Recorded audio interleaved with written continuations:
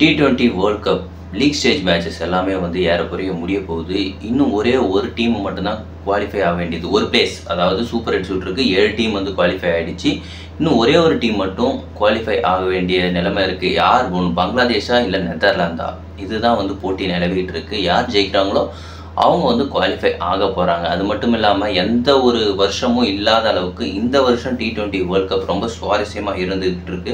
ஏன்னு உங்களுக்கே தெரியும், மேஜரான பெரிய பெரிய டீம்ஸ் எல்லாமே சூப்பர் 8 சுற்றுக்கே தகுதி பெறாமல் வெளியேறி இருக்கிறாங்க.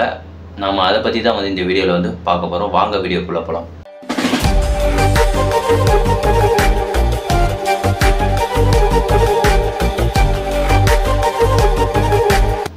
ஹாய், ஹலோ எவ்ரிவன், நான் உங்கள் Gunamoorthy. T20 world cup league stage வந்து ஏறக்குறைய முடிய போகுது. இன்னும் ஒரே ஒரு இடத்துக்கான 2 டீம் வந்து போட்டி போட்டுட்ருக்காங்க. சூப்பர் 8ல் 7 டீம் வந்து குவாலிஃபை ஆகிடுச்சு. 20 டீம் விளாண்டாங்க. இந்த T20 வேர்ல்ட் கப் லீக் ஸ்டேஜில் 20 டீம் விளாடுறாங்க.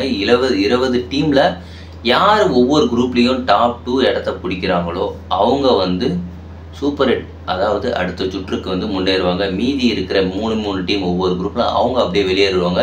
இந்த 20 டீம்லேருந்து 8 டீம் மட்டும்தான் வந்து அடுத்த ஸ்டேஜுக்கு வந்து போகிறாங்க.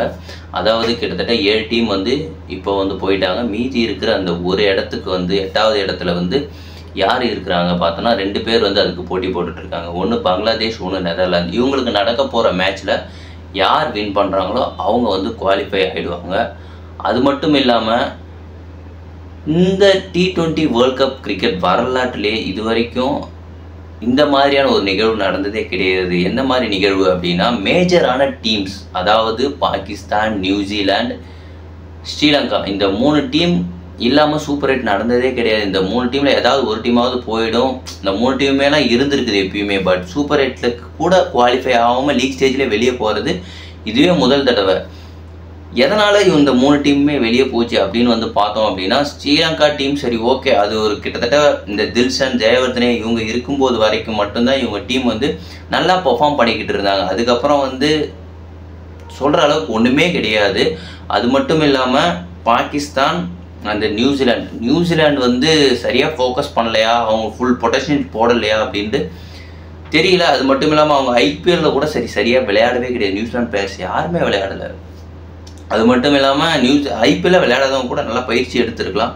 பட் ஆனால் இந்த T20 வேர்ல்ட் கப் வந்து தரமான டீம், தரமான பிளேயர், அவங்களுக்கான வேர்ல்ட் கப் மாதிரி தான் தெரியுது. இந்த பிச்சு ஹார்டான பிச்சாக இருந்துக்கிட்டு இருக்குது. இது வரைக்கும் அதிகமாக வந்து இந்தியாவும் சரி, ஆஸ்திரேலியா, மற்ற நாடுகளும் சரி அதிகமாக விளையாண்டது கிடையாது இந்த பிச்சில். வெஸ்ட் இண்டீஸ் அண்ட் USA மட்டும்தான் வந்து அதிகமாக விளையாடிட்டு இருக்காங்க.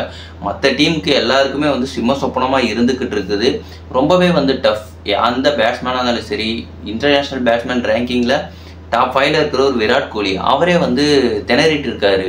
அப்படி இருக்கும்போது கிட்டத்தட்ட 1.5 வருஷமாக கிரிக்கெட்டே விளையாடுறத ரிஷப் பண்ணிட்டு அந்த USA பிச்சில், நியூயார்க் புது பிச்சில் அவர் வந்து கான்ட்ரிபியூஷன் பண்ணிக்கிட்டு இருக்காரு. ஆச்சரியமாக இருக்குது. என்னடா இது, 1.5 வருஷமாக விளையாடாத ஒரு பிளேயர் வந்து இப்போ கான்ட்ரிபியூஷன் பண்ணிக்கிட்டு இருக்காரு. கிரிக்கெட்டை வந்து கண்டினியூஸாக விளையாடிக்கிட்டு இருக்க ஒரு பேட்ஸ்மேன் வந்து ரன்னே அடிக்க முடியலையே அப்படின்னு வந்து ரசிகர்கள் எல்லாரும் ஒரு பூரிச்சு போய் பார்த்துட்டு இருக்காங்க. என்னடா இது, இப்படிப்பட்ட பேட்ஸ்மேன் ஆனாலும் கூட அடிக்கவே முடியல அப்படின்ற மாதிரி இருந்துக்கிட்டு இருக்கு.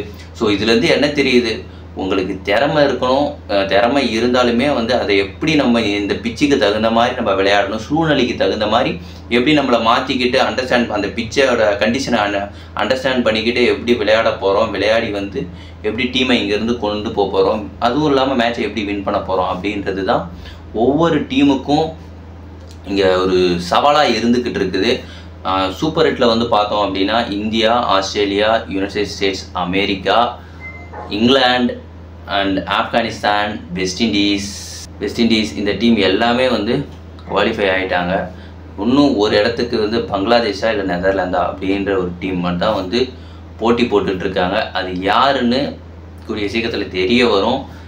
இந்த T20 வேர்ல்ட் கப் சூப்பர் 8 வந்து அனல் பறக்க போகுது. யாரும் மிஸ் பண்ணிடாதீங்க. மிஸ் பண்ணாமல் கண்டிப்பாக வந்து பாருங்கள். ஆட்டம் அட்டகாசமாக இருக்க போகுது. அது மட்டும் இல்லாமல் மழையும் வரலாம் அப்படின்ற மாதிரி வந்து பேசிக்கிட்டு இருக்காங்க. என்ன நடக்க போகுது அப்படின்றது தெரியல. மீண்டும் நம்ம இன்னொரு வீடியோவில் வந்து சந்திப்போம். பாய்.